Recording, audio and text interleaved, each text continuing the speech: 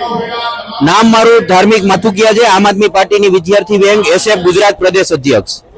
પહેલી, બીજી, ત્રીજી 3 દિવસ આમ આદમી પાર્ટીના પદાધિકારીઓની પ્રશિક્ષણ શિબિરનું આમ આદમી પાર્ટી દ્વારા આયોજન કરવામાં આવ્યું હતું।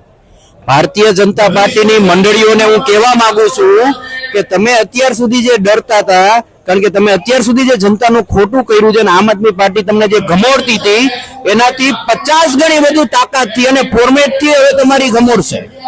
તમારામાં જો તાકાત ન હોય કામ કરવાની તો ભારતીય જનતા પાર્ટી અને કોંગ્રેસને કહું છું કે કોઈ પણ પદ પરથી તમે રાજીનામું આપી દો। હવે પૂરી તાકાતથી, પૂરા ફોર્મેટથી અને પૂરી લીગલી રીતે તમારા પર આક્રમક રીતે આમ આદમી પાર્ટી આવવાની છે। આ સલાહ કોઈને હું દેતો નથી, પણ આ તમને આ વિડીયોના માધ્યમથી પહોંચાડું છું કે આમ આદમી પાર્ટીની આ 3 દિવસની પ્રશિક્ષણ શિબિરથી ગુજરાતભરમાંથી 2000 કરતા પણ વધારે ગોપાલ ઇટાલિયા, નિશુદાન ગઢવી ઉભા થઈ ગયા છે। આમ આદમી પાર્ટીની આ પ્રશિક્ષણ શિબિર ખૂબ જ સફળ રહી છે।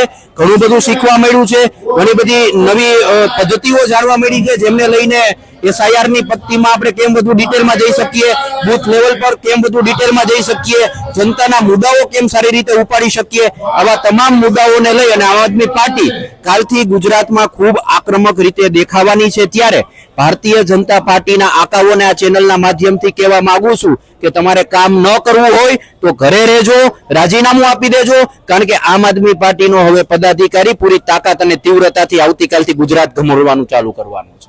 જી